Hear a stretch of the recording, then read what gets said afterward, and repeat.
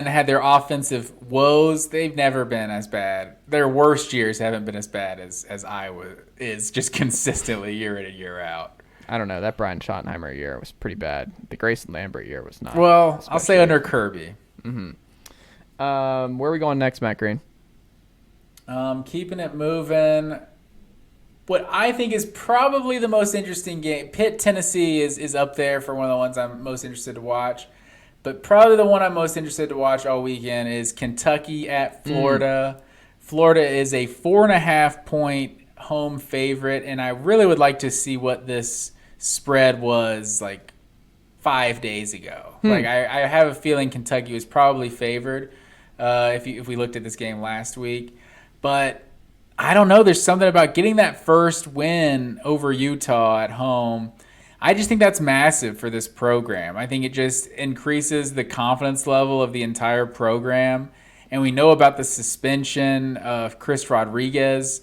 Interestingly enough, the team that has won the rushing battle in this matchup the last 3 seasons has lost each time. So not what you might think with two teams that like to run the football. But not including 2018, of course, because Kentucky ran all over Florida with Benny Snell and that team that came down to the Swamp and won. Maybe it was the Swamp, but regardless, Florida's a 4.5-point favorite. I definitely, when we were going through our preseason win-loss, I was counting this as a loss for Florida. But now, after that win over Utah, I'm feeling a little differently because I feel like Cam Rising is a better version of Will Levis, personally. Like maybe he's a better pro prospect and maybe he has the tools, but at the college level, I've been more impressed by Cam Rising's passing and playmaking ability, and that's essentially what Will Levis is supposed to be. So putting the way Florida played Rising last week, he really didn't look all that great against this Florida defense. And so I think Florida's gonna get it done and go to 2-0. I would not have thought that. Would say that 2 weeks ago.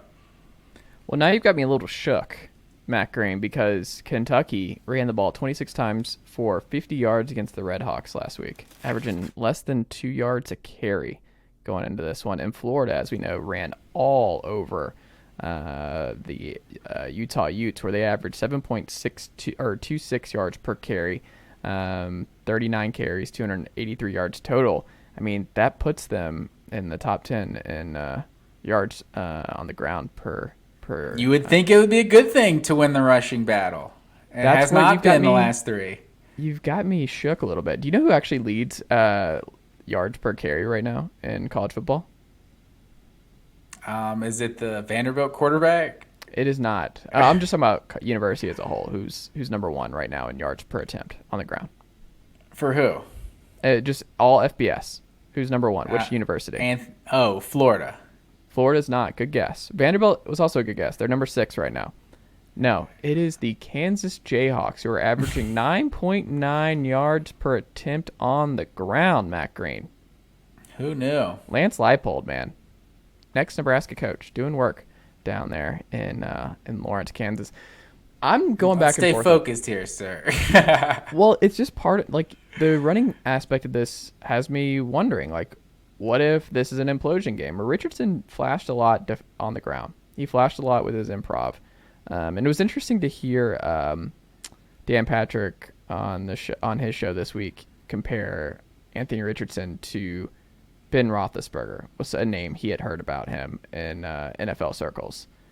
And I had not considered that. But when you watch him, like, you don't like the Cam Newton comparisons. It drives you, it grinds your gears, Matt Green. Yeah, it's like comparing, this guy's 6'8", 6'9" with guard skills. He's going to be the next LeBron. It's like, no, let's just pump the brakes. There's a lot more comparisons we could make before LeBron or Cam Newton. I don't know. I can't think of it off the top of my head. He made KJ Jefferson. He's like a KJ Jefferson type. We don't have to jump all the way to Cam Newton. Yeah. Well, Ben Roethlisberger, interesting one, where he's just big. Like, Richardson just kind of, and I think a lot of it stems from he's really hard to bring down. And that was something when you watch the Utah game, he is going to be a pain in the butt to bring down.